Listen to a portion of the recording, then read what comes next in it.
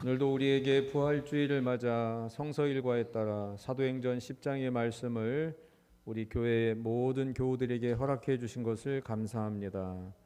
이 말씀이 사망 권세를 이기시고 부활하신 주님을 더욱더 믿고 주님과 함께 믿음 생활하기에 부족함이 없는 우리의 삶이 되도록 지키시고 인도하여 주옵소서.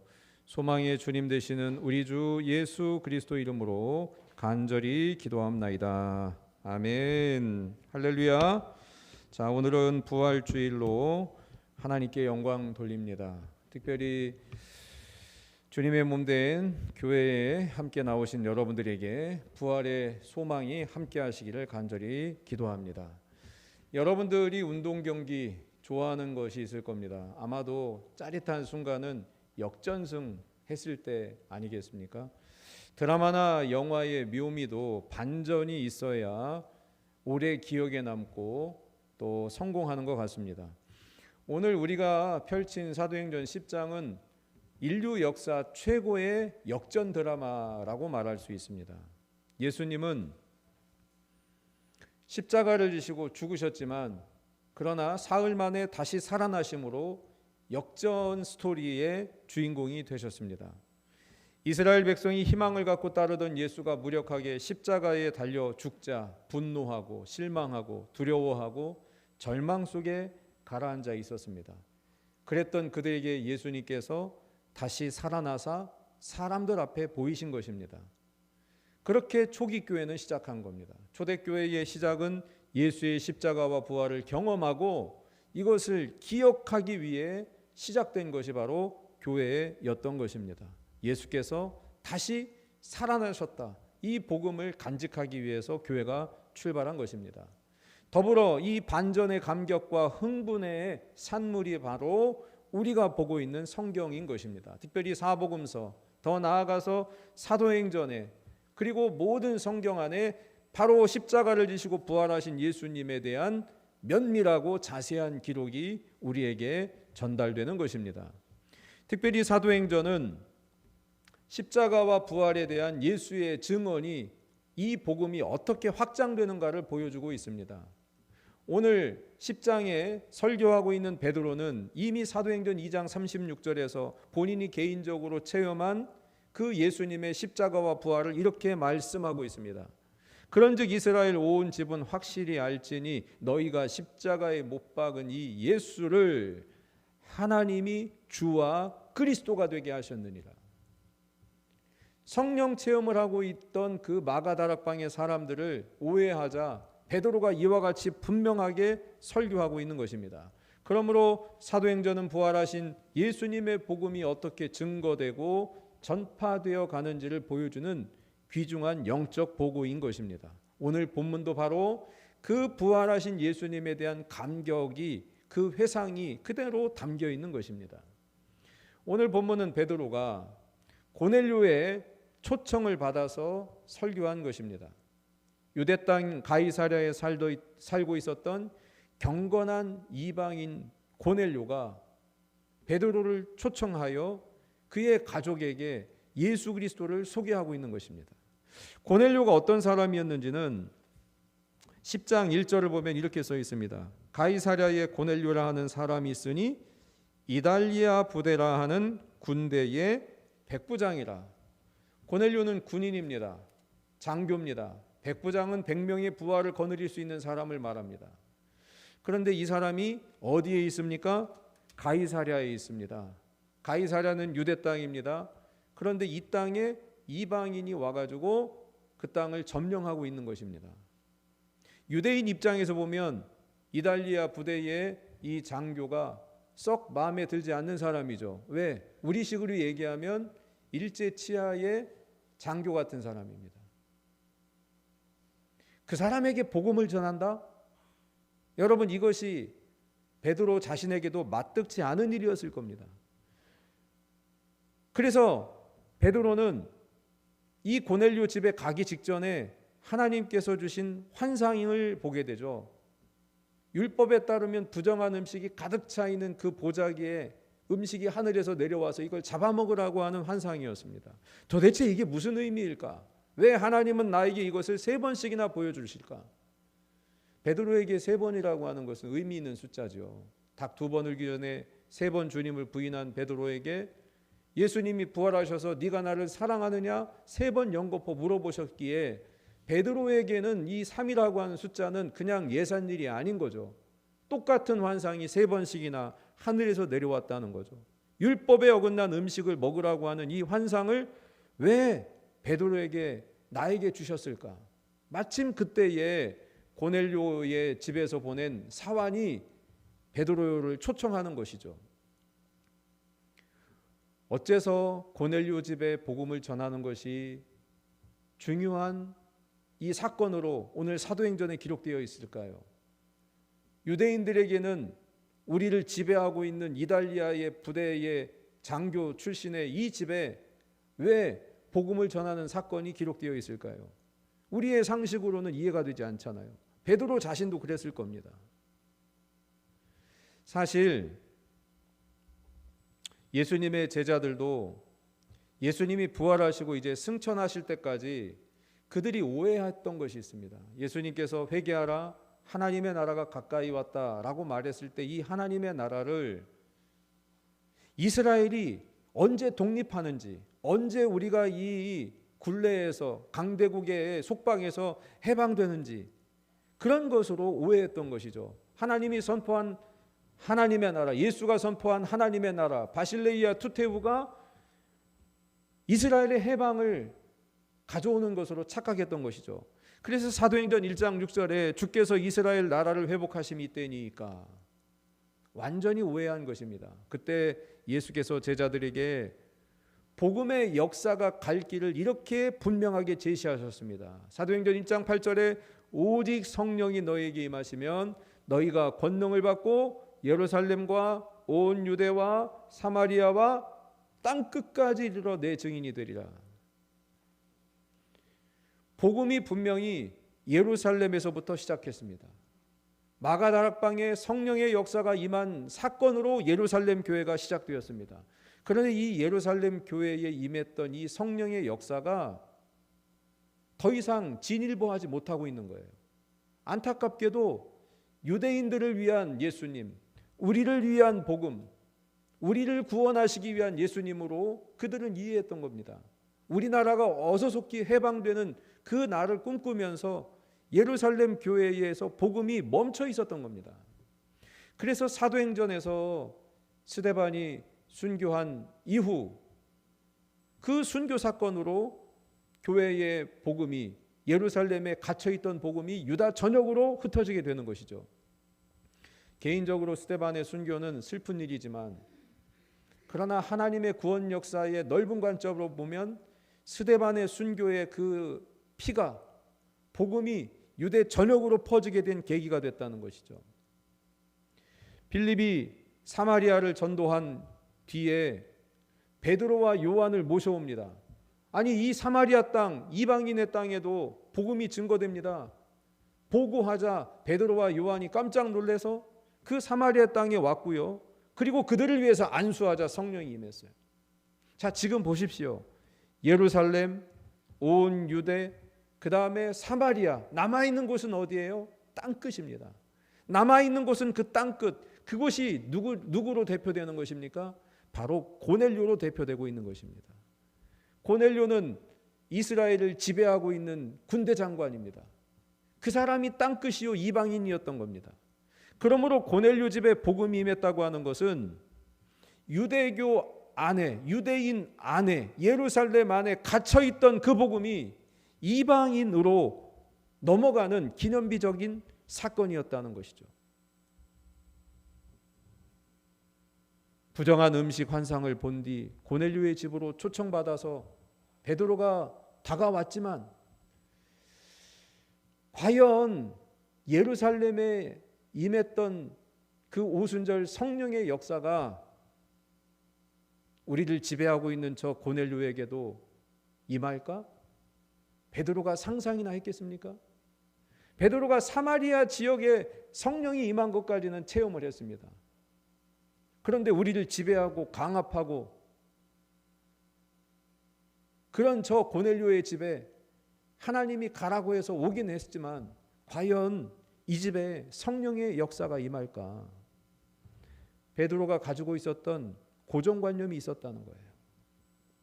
하나님이 보여주신 부정한 음식을 먹으라고 하는 그 환상을 거부했던 베드로처럼 혹여나 저와 여러분들에게 복음에 대한 고정관념이 있는 것이 없는지 우리는 살펴야 된다는 것이죠.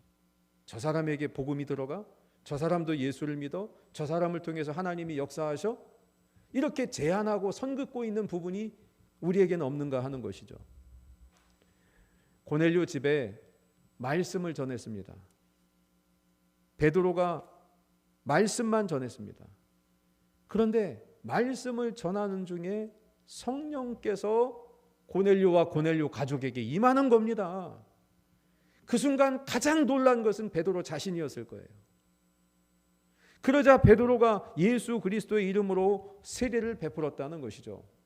여러분, 고넬료 집에 성령이 임해서요. 자, 10장 44절 보십시오. 베드로가 이 말을 할 때에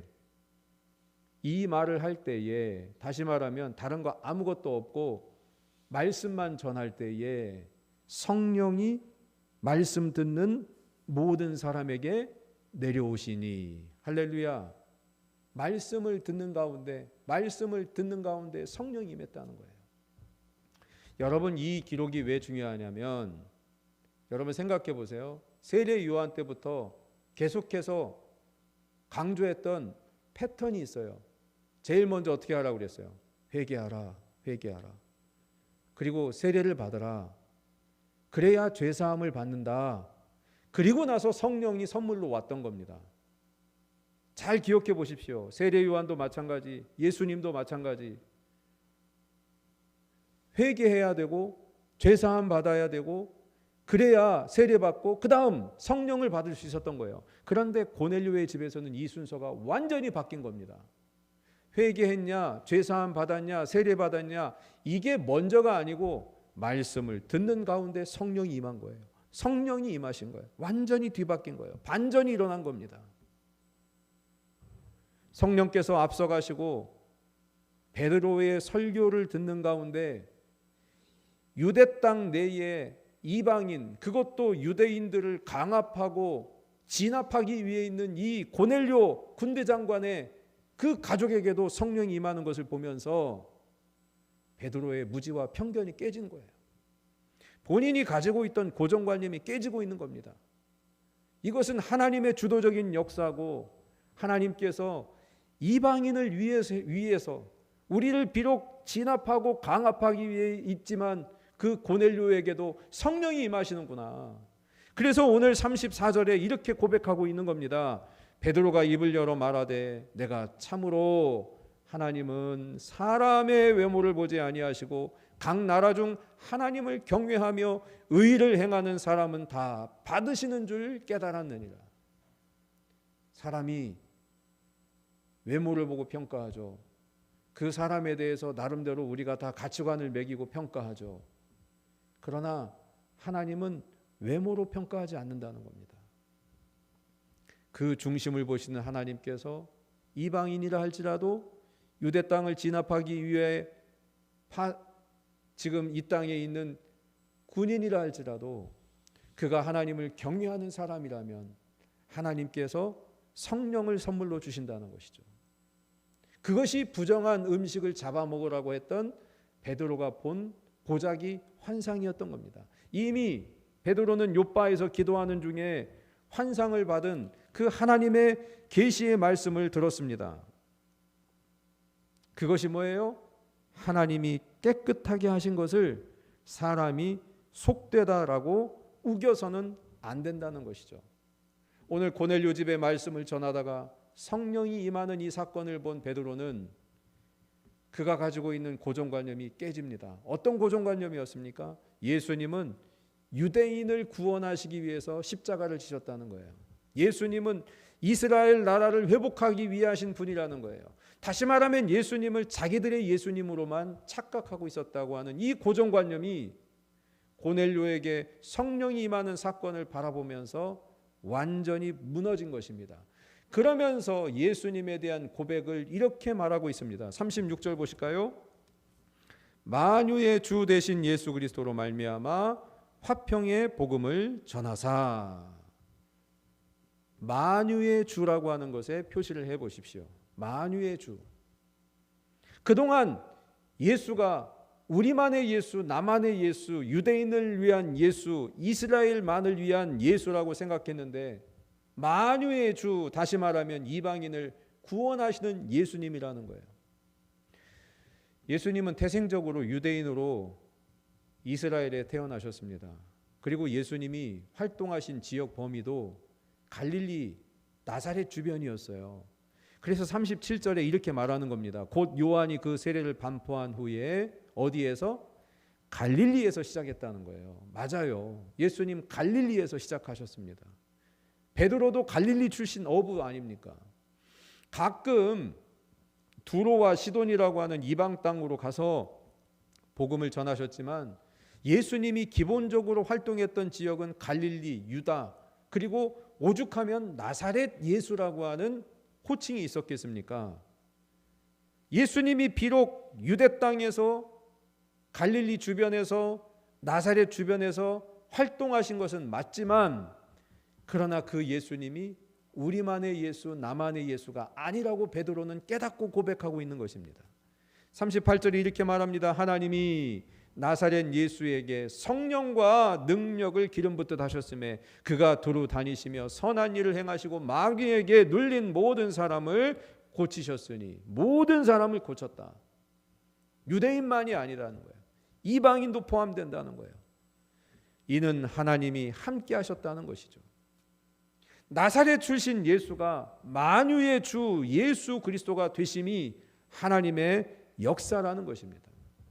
오늘 고넬료 집에 초청을 받은 베드로가 또 하나 깨진 것이 있습니다. 그것이 무엇이냐면 유대인과 이방인 사이에 가로막혀져 있는 담이 깨져버리는 것이죠.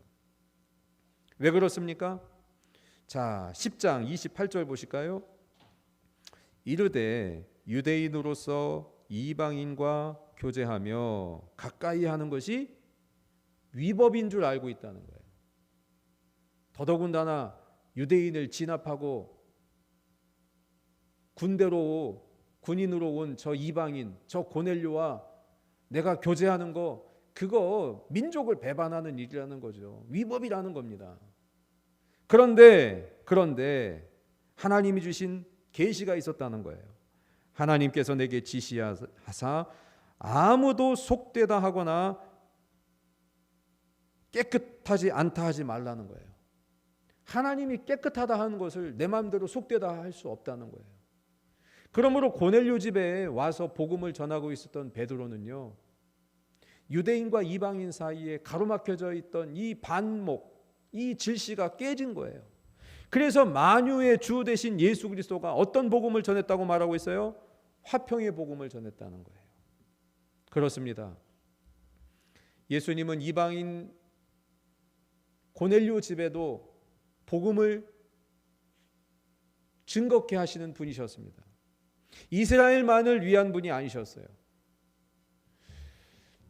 누가복음과 사도행전은 의사 누가의 기록물입니다. 의사가 가지고 있는 그 정서가 있어요. 불필요하고 군더더기 이런 거 다 빼잖아요. 의사 선생님들이 가지고 있는 그 분위기가 있잖아요. 의사 누가가 예수님께서 태어나실 때 그가 가지고 있는, 그가 기록한 하나님의 메시지, 천사들의 메시지를 들어보십시오. 오늘 우리는 지금 부활절을 보내고 있지만 또 하나 우리에게 중요한 절기가 성탄절 아닙니까? 누가복음 2장 14절에 지극히 높은 곳에서 하나님께 영광이요 땅에서는 하나님이 기뻐하신 사람들 중에 평화로다. 바로 이 부활하신 예수님께서 화평의 복음으로 우리에게 오셨다는 겁니다.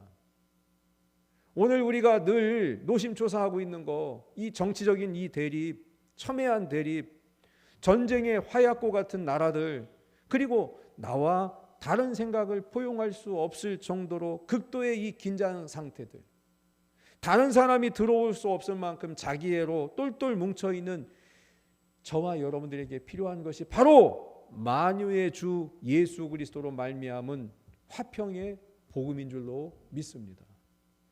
여러분, 복음은 내 편, 네 편을 나누지 않아요.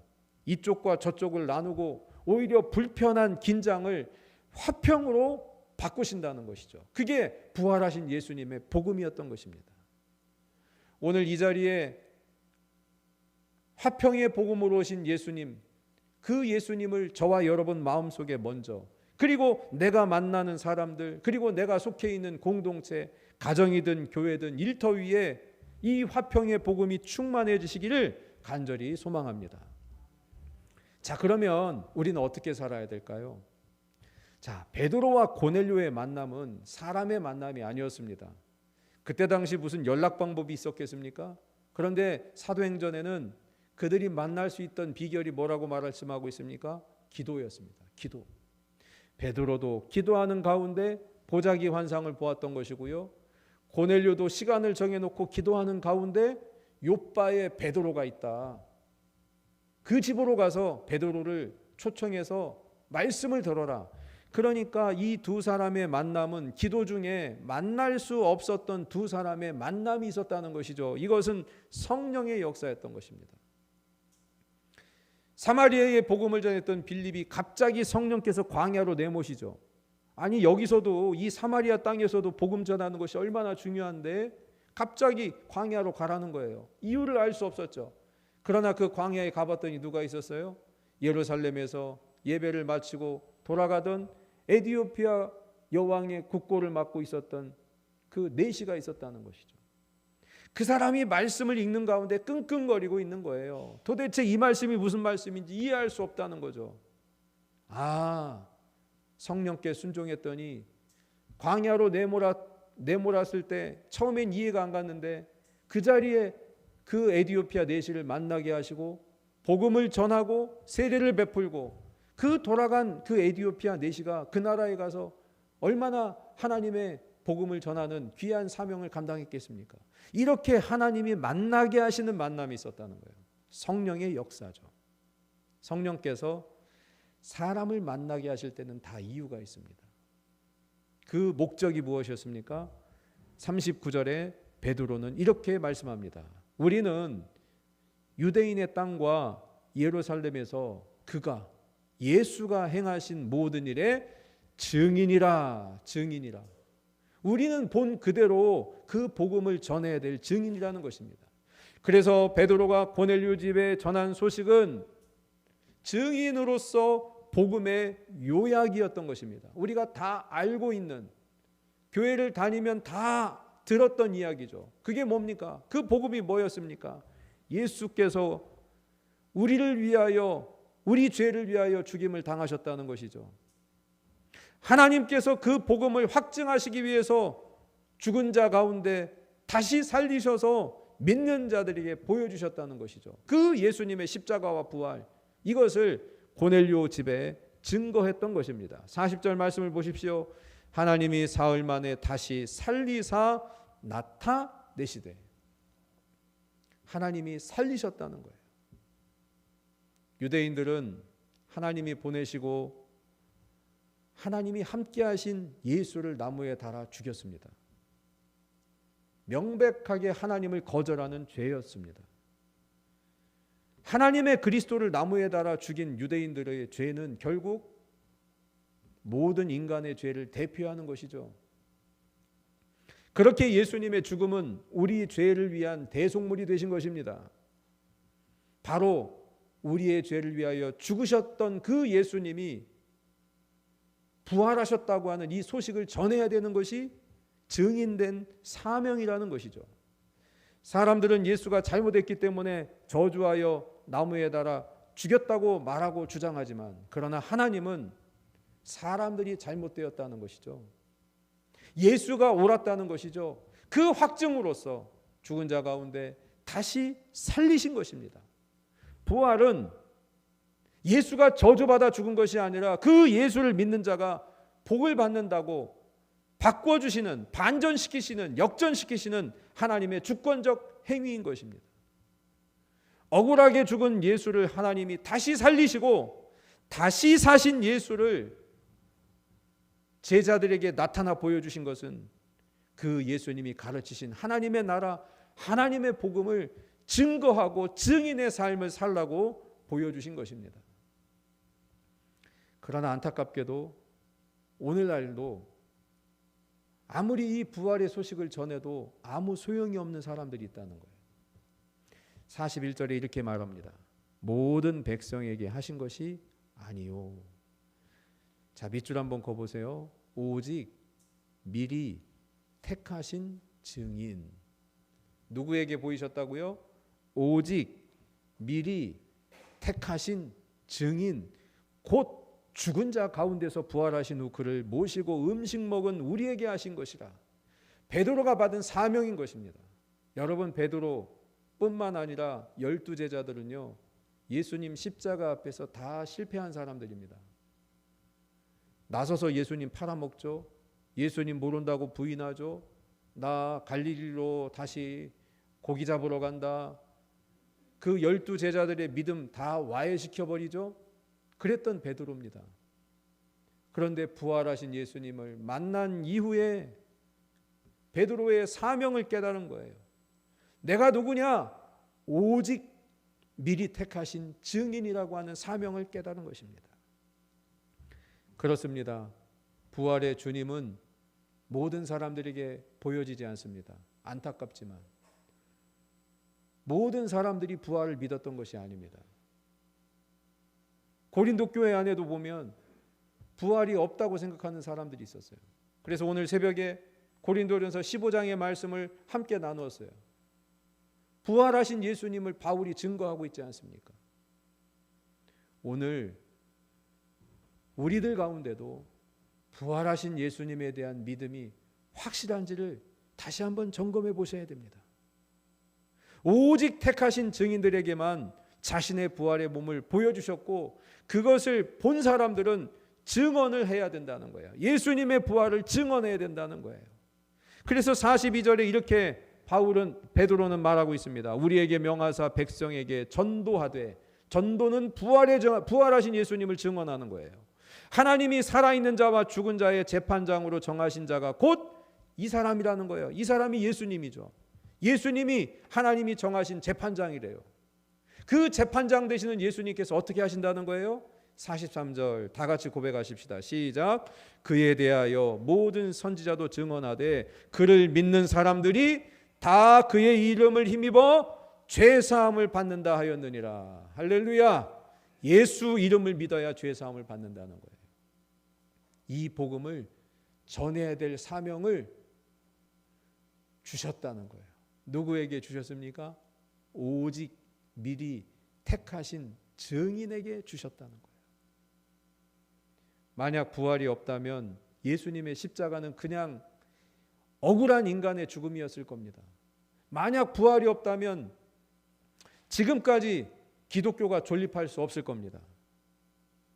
그러나 죽으셨지만 다시 사흘 만에 살리신 하나님의 주권적인 역사로 죽음의 대속적 복음이 지금까지 이어져 나가는 것입니다.